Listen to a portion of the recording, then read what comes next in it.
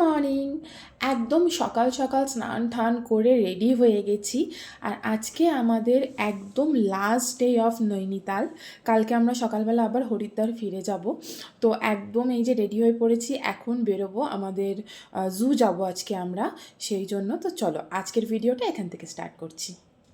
ভেবেছিলাম যখনই ঢুকছি, চেক ইন করছি, তখনই তোমাদের সঙ্গে রুমটা বা হোটেলটা শেয়ার করব, বাট এতটা টায়ার্ড ছিলাম আর পসিবল হয়ে ওঠেনি।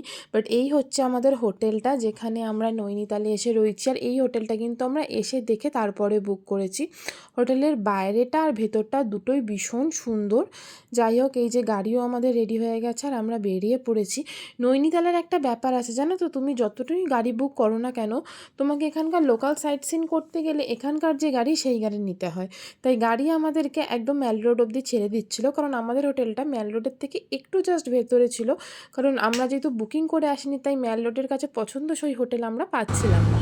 আর যাই হোক, চলে এসেছি নৈনিতালের ম্যাল রোডে। এখান থেকে কিন্তু আমরা গাড়ি নিয়ে যাব জু। আচ্ছা বলো, ডাল দেंगे। आइए, सीट कौन है? मोमोज है, आलू पराठा, पनीर पराठा। आइए, सस्ता है। आपका नाम भी बता दीजिए।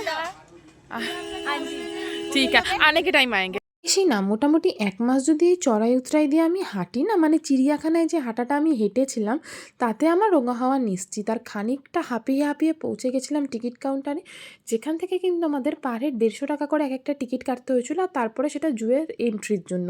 তারপরে আমরা জুয়ের ভেতরে ঢুকে গেছিলাম। আর দেখো, এই যে ঢুকে কাদের কাদের সঙ্গে দেখা হয়ে গেল। এনাদেরকে দেখতে এতটা হেঁটেছি, আর এনারা বেশ দাঁড়িয়ে দাঁড়িয়ে মজা নিচ্ছে।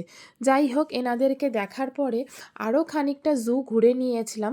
আর তারপরে দেখা পেয়েছিলাম এই যে রেড পান্ডার। ইনি দেখতে কিন্তু ভীষণ সুন্দর।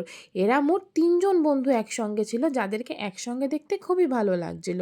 আর তোমাদের এই ভিডিওটা কেমন লাগলো সেটাও কিন্তু জানিও।